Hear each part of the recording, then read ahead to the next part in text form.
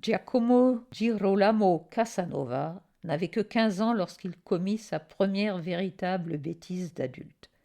Non pas une escapade d'enfant, non pas une simple expièglerie, mais une authentique catastrophe qui faillit ruiner sa carrière avant même qu'elle ne commence. Tout avait commencé par un saignement de nez. L'enfant qu'il était encore souffrait de ces hémorragies spectaculaires depuis sa petite enfance. À 8 ans, après un épisode particulièrement alarmant, sa grand-mère, Marcia, l'avait emmené sur l'île de Murano consulter une sorcière. La vieille femme, dans sa masure enfumée, avait murmuré des incantations, brûlé des herbes étranges, et le mal avait mystérieusement cessé.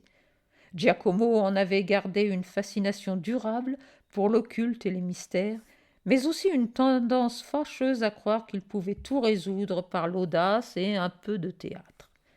Cette propension à la mise en scène lui avait valu quelques triomphes précoces. À 13 ans, étudiant à l'université de Padoue, il avait rédigé un poème latin si élégant en l'honneur d'un évêque que ce dernier lui avait offert une bourse généreuse. Le jeune Giacomo avait alors découvert une vérité essentielle. Les mots bien choisis ouvraient toutes les portes, surtout celles des bourses bien garnies. Mais à 15 ans, les mots ne suffisaient plus. Il lui fallait des actes, de la grandeur, de la reconnaissance. Il voulait que Venise entière sache qu'un nouveau génie était né. L'occasion se présenta lorsque le père Tosello, prédicateur réputé de San Samuele, tomba malade 3 jours avant Pâques. Giacomo, qui suivait des études de théologie et portait déjà l'habit ecclésiastique, se porta volontaire pour le remplacer. Après tout, il avait composé de brillants sermons en latin, impressionné ses professeurs par sa rhétorique et possédait cette assurance naturelle qui fait les grands orateurs. Ce qu'il n'avait pas prévu, c'est que prêcher devant 300 Vénitiens exigeait davantage que de l'éloquence. Il monta en chaire le vendredi saint avec un sermon soigneusement préparé sur les souffrances du Christ. Les premières minutes se déroulèrent magnifiquement. Sa voix portait bien, ses phrases s'envolaient avec grâce. Dans l'assistance, il reconnut sa protectrice, la sénatrice Malipiero, qui lui souriait avec fierté. Puis vint le moment crucial où il voulut improviser, ajouter une touche personnelle, démontrer son génie naturel. Il abandonna son texte et se lança dans une métaphore audacieuse comparant la couronne d'épines à... Et il ne se souvenait déjà plus très bien à quoi. Les mots lui échappaient, il bafouilla, se reprit, tenta une autre image tout aussi confuse. Le silence dans l'église devint pesant. Quelqu'un toussa, une vieille dame au premier rang ferma les yeux, et Giacomo ne sut jamais si c'était pour prier ou pour ne plus le voir. Dans un moment de panique pure, il se souvint d'une histoire drôle qu'un camarade lui avait racontée la veille. Sans réfléchir, cherchant désespérément à reconquérir son public, il la raconta. L'anecdote concernait un âne, un moine distrait et un sac de farine. Un rire étouffé courut dans l'assistance, mais ce n'était pas le rire admiratif qu'il espérait. C'était un rire gêné, scandalisé. La sénatrice Malipiero ne souriait plus du tout. Giacomo termina son sermon dans la confusion la plus totale et descendit de la chaire avec la certitude d'avoir définitivement ruiné sa carrière ecclésiastique. Ce qui, ironiquement, s'avéra exact, mais lui ouvrit bien d'autres chemins.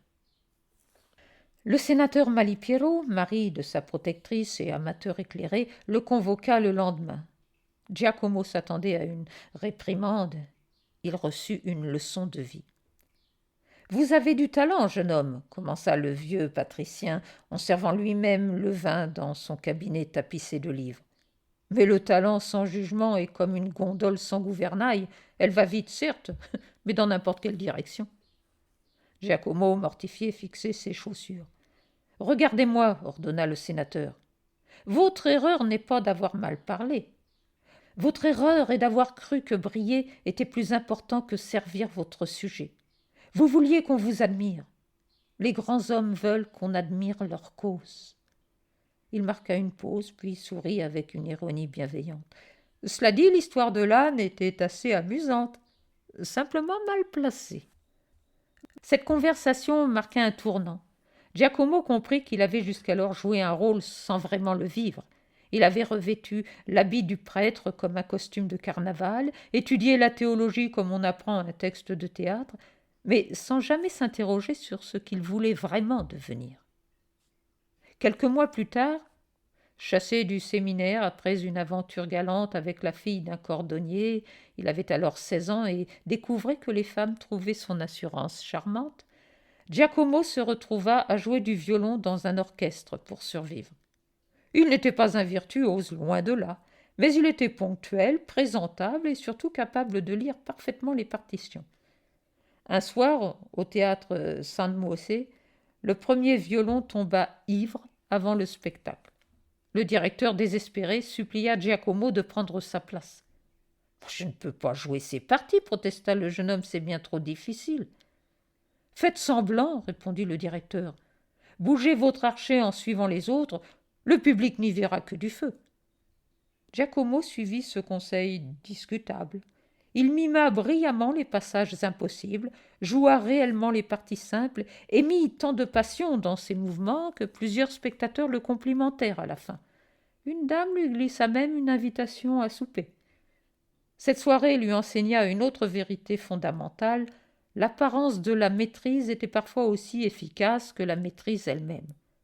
Non pas qu'il fallût être un imposteur, mais savoir comment présenter ses talents réels importait autant que de les posséder. À 17 ans, lors d'une nuit de carnaval, Giacomo rencontra un sénateur âgé qui avait glissé sur les marches du Rialto. Le jeune homme l'aida à se relever, appela des serviteurs et resta avec le vieillard jusqu'à ce qu'un médecin arrive. Le sénateur, reconnaissant, lui demanda ce qu'il pouvait faire pour lui. « Donnez-moi un conseil, répondit Giacomo sans réfléchir. Comment devient-on quelqu'un à Venise ?» Le vieux patricien le regarda longuement. « On ne devient pas quelqu'un à Venise, mon garçon. On devient utile. Venise se charge ensuite de faire de vous quelqu'un. » Puis il ajouta avec un sourire énigmatique. « Mais vous, je crois que vous deviendrez quelqu'un malgré Venise.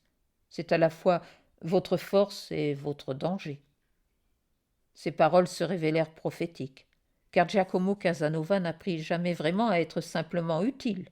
Il apprit à être indispensable, inoubliable, extraordinaire, et cela fit toute la différence. Lorsqu'il quitta définitivement l'habit ecclésiastique, peu après son 18e anniversaire, il avait déjà compris l'essentiel.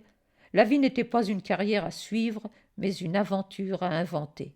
Il ne serait ni prêtre, ni musicien, ni avocat, il serait Casanova.